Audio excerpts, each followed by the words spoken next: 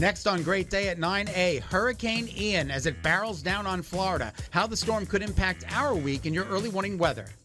Who has work to do in the race for Connecticut's U.S. Senate seat? We have brand new poll results this morning. And on Wednesdays, we wear pink. Marcy Jones finds out from the Queen of Mean, Regina George, and her crew. Beans, come. Yes, good girl. Yeah, good girl. Plus, meet Beans, who this adorable puppy will grow up to serve. That's all ahead on Great Day at 9A.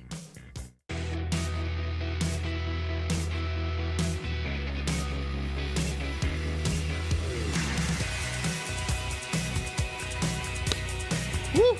Woo! Woo!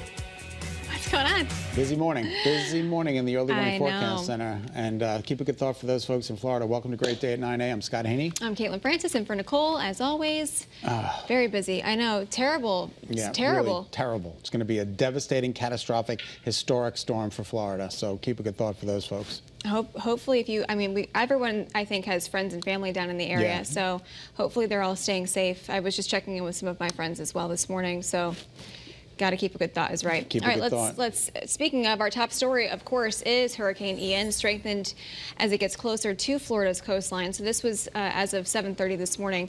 That's winds at 155 miles per hour. So that's just 2 miles per hour shy of a Category 5 storm. Yeah, Scott. the storm reached Category 4 about 5 o'clock this morning. It's expected to make landfall somewhere around the Fort Myers area this afternoon. Evacuations have been expanded, and there were at least 2 possible tornadoes yesterday because of the conditions, and there are more expected during the day today. I'm going to show you that coming up in just a bit, but people are urged to get out of this area of Florida. I know my friend Daniel lives in Fort Myers, and he left. He's in Fort Lauderdale right now. It's got to be a little bit better there, but again, 12 to 16 foot storm surge is expected in parts of Florida. So let's take a listen. I had to schedule a new flight and got super lucky, $300. Next cheapest one was $600. 3 hours for an Uber, just because of traffic. It was really stressful, especially for my family. Very stressful, I'm sure. Oh my gosh. We were talking about it this morning. All the flights, with the exception of one out of Bradley here this morning, have already been canceled. So both the Tampa and Orlando airports have already been shut down, and all the theme parks in Orlando closed. Yeah, I saw one prognostication. They could get anywhere from 25 to 26, 27 inches of rain. 25 inches of rain.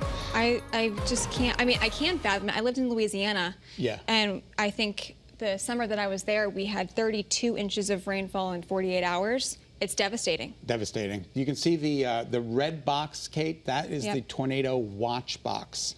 So everybody, half of Florida is basically under a tornado watch as the bands of Ian continue to swing outwards. There's the eye wall, so well defined, getting ready to move into Fort Myers by mid to late afternoon. And as it does, it's going to probably move in as a Cat 4. Here's the track. You can see the storm here.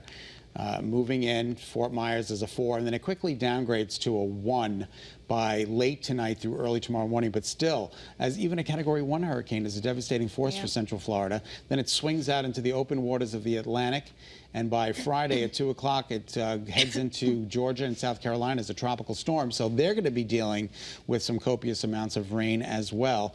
And for us, it's just going to bring cloud coverage Sunday, Monday, and Tuesday. There might be some showers depending on the track, but of course, we will certainly keep you posted. In the meantime, the rest of today, we're calling for sunshine, partly sunny skies this afternoon, temperatures between 69 and 70, and I will have your 3-day forecast coming up a little bit later on in the show, but we need you to pay close attention to this forecast as things could evolve. And of course, if you have friends and interest in Florida, keep a good thought. If they are still in that part of the state, tell them to get out. They have about 4 to 5 hours to do so. Very, very short window of time there for people. If you're looking to stay up to date on your early morning weather, make sure you have the WFSB weather app. There's the QR code right on your screen, so you can scan it. Easy to download. You can see the latest forecast, including how Hurricane Ian changes things for us if it does. We'll get you any severe weather alerts as well as they happen. You can, again, scan the QR code there on your screen to download. All right, on to some new information this morning. 2 teens are facing charges in connection to a pair of threats that had local schools in Waterbury on lockdown yesterday. Police are charging the teens with threatening and breach of peace. Crosby High and Enlightenment High became the target of those threats earlier this week. None of them considered credible, but there was an increased police presence at the schools just in case. All right, in campaign 2022, we have a new picture of the race for Connecticut's U.S. Senate seat, thanks to an exclusive poll right here at Channel 3. Yep, and it includes CT Insider and Western New England University. It shows Senator Richard Blumenthal with a comfortable lead over Republican challenger Leora Levy, who voters don't seem to know. If you add up the numbers, more than half the sample either has never heard of her or has no opinion of her. And given the relative recency of the primary in early August, she hasn't had a lot of time to introduce herself to voters. All right, so that poll was conducted between September 15th and 21st. Right now, Senator Blumenthal up by double digits. Yeah, the first question we asked voters, who would you elect? 53% of the people surveyed said they are voting for Blumenthal.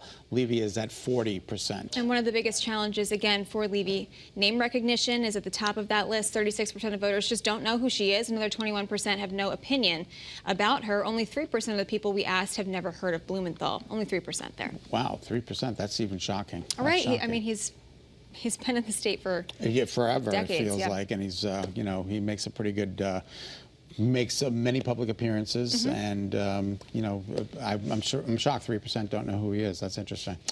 All right, so we'll continue to keep you posted on that. But in the meantime, we are going to take a good look at the Yankees. Yes, Yankee fans. Good news. The Bronx Bombers have clinched the American League East. Yeah, not the Red Sox. No, that's unfortunate. All right, but yeah, this is big news for baseball fans, right? We got a lot of Yankees fans. You're a Mets fan. I'm a Mets fan. A lot of people still holding on hope that the team can make history this season. The Yankees beat the Blue Jays 5-2 to win the pennant. Aaron Judge still at 60 home runs. Still hanging on. I know. He needs one more to tie Roger Maris for the American League single-season record. They have 8 games left. One more against Toronto, then a series against Baltimore. They end on the road in Texas against the Rangers. He's got plenty of time. Plenty of time. Well, are you sure? All right. You and sure? the Yankees aren't the only local team in the playoffs this season. Although the Red Sox have already been eliminated from the postseason race, the National League, the Mets are tied, Scott, with the Braves for the first in the East. They will for sure be in the hunt for the World Series title. The Phillies are also in the race for a wild card spot. It's time for me to start watching. Again, I follow the Mets because I grew up on Long Island. Right. So I followed the Mets and the Jets. It had to rhyme with Mets and Jets in order for me to follow. Was that the reasoning? That was the criteria in order to do it. Who's your team? The Red Sox. Oh, the Red Sox. Yeah, we're started off on the bottom, ended on the bottom. Oh, that's unfortunate. Well, you know what? You win some, you lose some. You win some, you lose some. We made it to the playoffs last season. I got to a playoff game. Good. Last year, so I just went to the Yankees game 2 weeks ago. I mean, playoffs in baseball is unlike anything else. So much fun. So, I mean, you know what? Just some seasons are better than others. All right, it's time for a show. Yeah, the Broadway series at the Bushnell is welcoming Mean Girls because guess what? What? On Wednesdays. It's Mean Girls. It's pink. What is it? Wear pink. On Wednesdays we wear pink. On Wednesdays we wear pink. And I didn't get the memo. Well, I did, and so did Marcy Jones because she's there live right now. Showed us what we can expect. Hey, Marcy. Hi there, Scott. Don't act like you don't know the lines. I know you memorized it. It feels more like we are at North Shore High School rather than the Bushnell Theater. In fact, I have the plastics right over here. Let's hear what they're saying to each other because I feel like they're just, oh my gosh, all decked out in pink. Almost. I mean, technically, it's just like a dark pink, right? Yeah. Do you think I could sit with you guys? I think so.